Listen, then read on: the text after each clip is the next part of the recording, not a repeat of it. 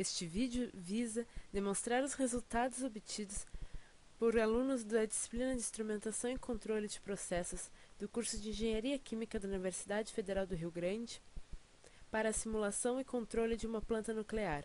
Somos Mirela Santos, Tomás Torino, Rodrigo Claic e Rafael Marinho. Introdução.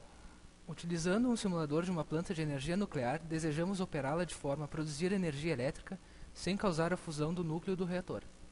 Para isso, usamos de nossos conhecimentos de controle de processos, tais como identificação de processos em malha aberta, projetos de controles, sintonia e análise de estabilidade. Os objetivos propostos foram obter função de transferência modelada para o processo e simulador dinâmico feito em XCOS Scilab, projeto, sintonia e operação de controlador tipo proporcional integral, teste das ferramentas de controle desenvolvidas no simulador da planta nuclear. Os métodos utilizados. Começando com o simulador da planta nuclear, o qual está disponível online e foi desenvolvido por Jeffrey Knowles. Temos então o simulador da planta nuclear. Acessando o menu de instruções, podemos ver a representação da planta. Esta gera eletricidade ao forçar vapor a passar por uma turbina, a qual gira um gerador da mesma forma que é realizado em uma termoelétrica. Porém, a diferença principal está na forma que a água é aquecida para se ter vapor. No interior do reator, os átomos de urânio são divididos, o que libera energia e um movimento rápido de nêutrons. O nêutron irá dividir outro átomo de urânio se for permitido, o que provoca uma reação em cadeia que é conhecida como fissão nuclear, sendo esta uma grande fonte de energia.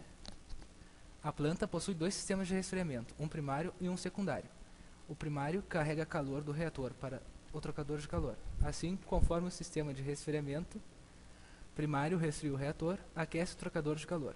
Já em relação ao sistema de resfriamento secundário, enquanto a água resfria o trocador de calor, se transforma em vapor, o que vai para a turbina e em seguida é recolhido para a torre de resfriamento. Outro tipo de sistema de resfriamento é o de emergência, que funciona para resfriar o reator durante uma emergência ou durante manutenção do reator. Clicando em Start, entramos no ambiente da simulação. Podemos agora observar as variáveis que podem ser manipuladas do processo, que são o percentual da altura levantada das barras no reator, o percentual da vazão de resfriamento primário, secundário e de emergência. Há também variáveis do processo que são informadas, tais como a temperatura do reator, a temperatura dos sistemas de resfriamento, a potência produzida no dia e a potência média. Inserimos os valores das variáveis manipuladas a cada dia e clicamos no botão Next Day. Checamos os valores das variáveis controladas e realizamos as mudanças necessárias nas variáveis manipuladas. Para determinar a função de transferência do processo, era necessário determinar quais seriam a variável manipulada e a variável controlada. Nesse trabalho, optou-se por utilizar a temperatura do reator como variável controlada. Já a variável manipulada foi utilizada o percentual da altura das barras. Durante os 2 primeiros dias de simulação, foi utilizado um ROD de 70%, para alcançarmos uma temperatura do reator mais elevada. Após esses 2 dias, o ROD foi ajustado para 10%, até que, de um dia para o outro, não houve variação na temperatura do reator.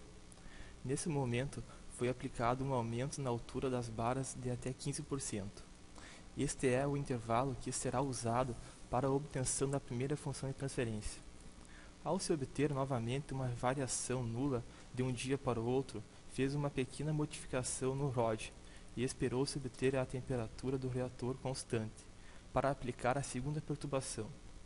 Assim, no dia 67 foi inserido um ROD de 28% e aguardou-se a estabilização da temperatura do reator, de forma que este foi o intervalo usado para obter a segunda função de transferência.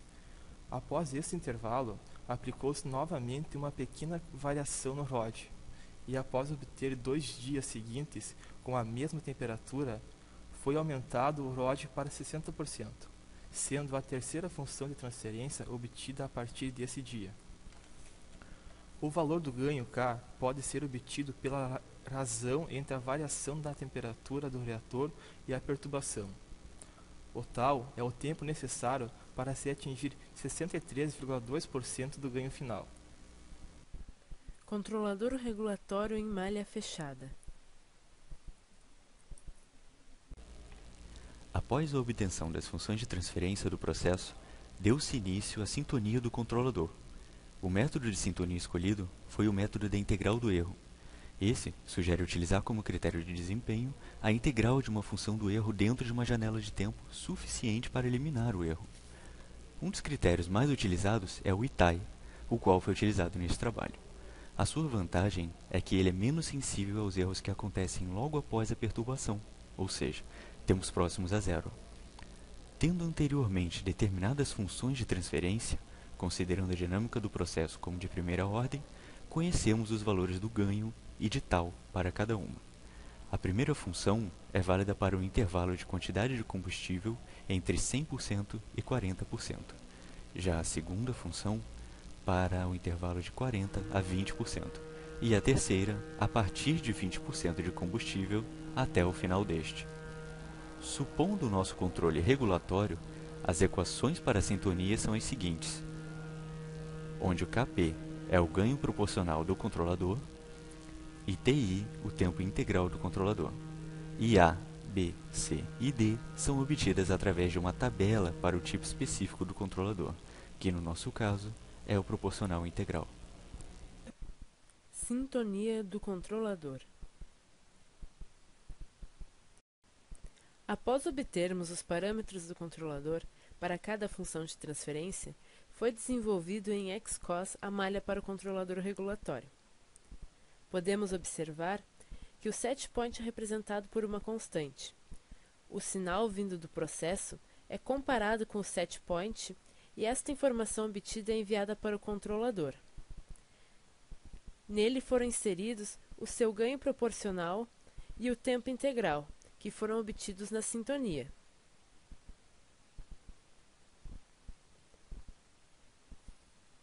Aqui vemos a perturbação degrau. Já este bloco representa o processo e nele inserimos a função de transferência obtida.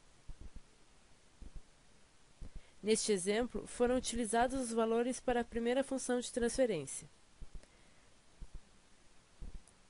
Simulando, obtemos o seguinte gráfico. Relembrando que neste caso, o setPoint possui o valor de 450 da temperatura do reator.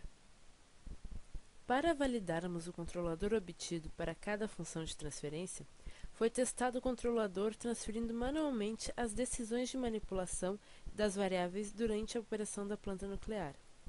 Assim, para cada dia simulado, havia uma certa temperatura do reator que possui um erro em relação ao setPoint, e este erro é usado para o cálculo da ação, ou seja, a movimentação das barras. Sendo característica dos controladores do tipo proporcional integral ocorrer o wind-up, para obtermos um melhor controle foi feito o reset ao wind-up a cada mudança de função de transferência. Podemos notar que para cada função de transferência temos um valor de bias diferente, porém isso se deve à característica transiente do processo. Lembramos que o critério para a mudança de função de transferência é a quantidade percentual de combustível. Neste momento, iremos demonstrar um pequeno pedaço de como foi feito o controle. A temperatura do reator no primeiro dia é de 25. Inserindo na tabela do Excel, vemos que a ação necessária para atingir o setPoint de 450 é de 66. O segundo dia tem uma temperatura de reator de 75. E a ação necessária será então de 68.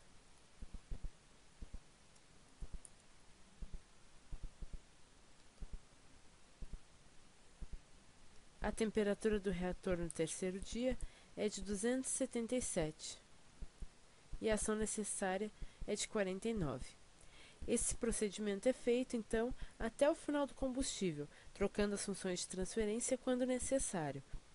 Continuando este procedimento até o final do combustível, obtém-se todos os valores de temperatura ao longo do tempo.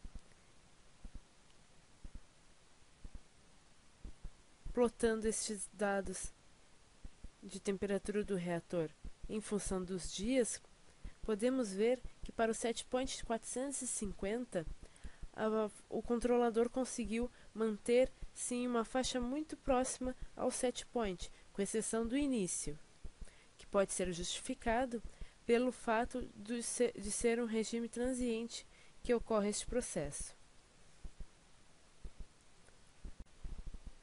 Esta foi a bibliografia utilizada.